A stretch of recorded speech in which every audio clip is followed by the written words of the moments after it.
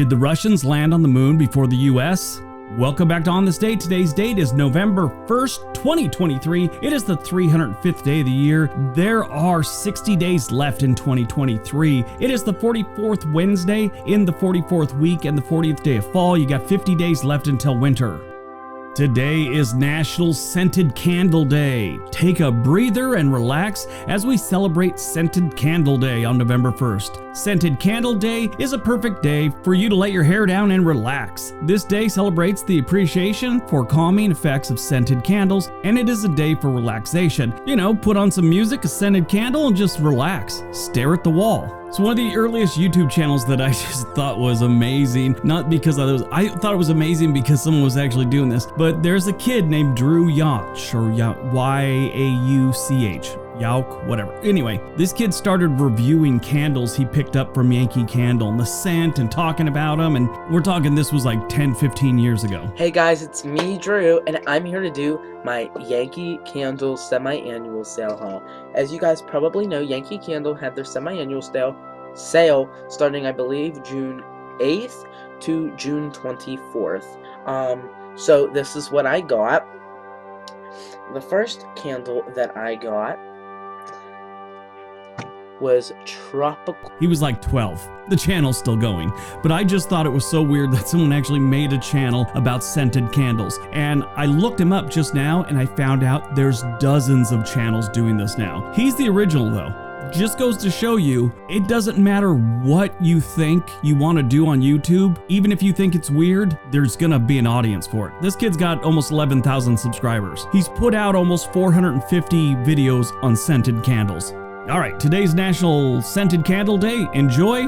Let's see what else November 1st has given us.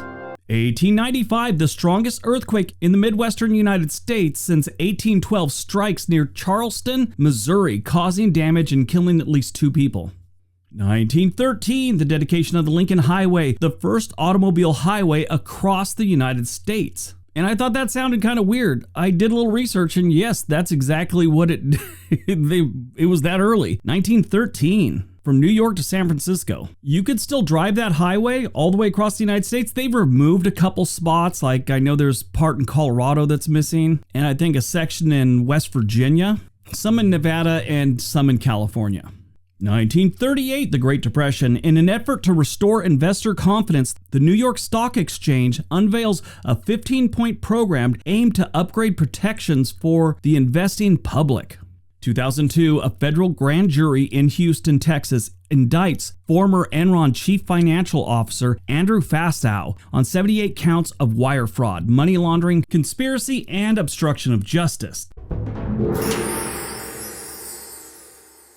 Related to the collapse of his employer, Enron Corporation, once a titan in the energy trading world, spiraled into infamy in 2001 when it was revealed to be sustained by an elaborate web of financial fraud and accounting irregularities. At its peak, Enron was one of the world's leading companies when it came to electricity, natural gas, and communication. Enron claimed that it had over $101 billion in revenues in 2000, which was total farce. They had nothing near that. Its collapse was one of the biggest scandals of the early 2000s. It was just corporate greed run amok. This really shook the entire stock market and all financial aspects in the US economy because they couldn't trust companies like this anymore. They couldn't trust giant corporations, not like a lot of people ever have. And this kind of really shined a light on how bad it could get and how political connections could pave the way for corporate greed and corruption. In the aftermath of Enron's disintegration, the U.S. justice system pursued a wide-ranging prosecution of fraud and corruption. A significant number of convictions resulted, including those of the top executives. Enron CEO Jeffrey Skilling, founder Kenneth Lay, were among the highest profile figures convicted. Skilling was initially sentenced to 24 years in prison for insider trading, fraud, and other crimes, but his sentence was later reduced. Lay was also convicted of multiple counts of fraud and conspiracy, but passed away before sentencing. Now, I'm not a conspiracy theorist,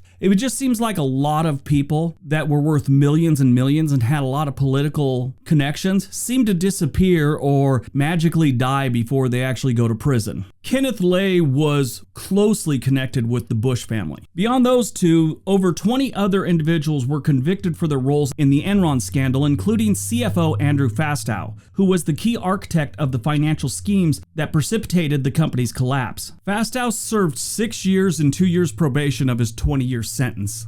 After getting out of prison, he began work as a document review clerk for a law firm in Houston, Texas. He admitted his guilt and said he needed to go to prison. Actually, one quote, he said, "I found every way I could to technically comply with the accounting rules. But what I did was unethical and unprincipled, and I caused a lot of harm to people. For that, I deserved to go to prison." 2011, the global population of humans reaches 7 billion. This day is now recognized by the United Nations as the Day of 7 billion. 2014, Virgin Galactic's experimental spacecraft VSS Enterprise suffers a catastrophic in-flight breakup and crashes in the Mojave Desert. You know, I know this space tourism's all the rage and all these billionaires are trying to get these companies off the ground literally, and get people into space and pay like $250,000 per trip. I don't think I'd go if it was free. It's not my bag. Premiered on November 1st, 2019 for All Mankind. This is a very interesting show. I've watched the first season. It's on Apple TV, and it dramatizes an alternative history in which the global space race never ended after the USSR succeeded in the first manned moon landing. Apple TV has some really good shows, but they don't have enough of them. That's their problem. They're lagging behind. I mean, Netflix is knocking it out of the park with a lot of their shows. You know, Orange is the New Black was great. Stranger Things is good. Ozarks was great. House of Cards was amazing. I've heard The Crown is great. Amazon's got The Boys. Tom Clancy's Jack Ryan. Good Omens was good. Bosch. Upload, which I love. And that Lord of the Rings show they had one season of, which I think they are going to have more. All great. They've got like 10 really good ones. Netflix has like 20 good ones. Apple TV's got like 4.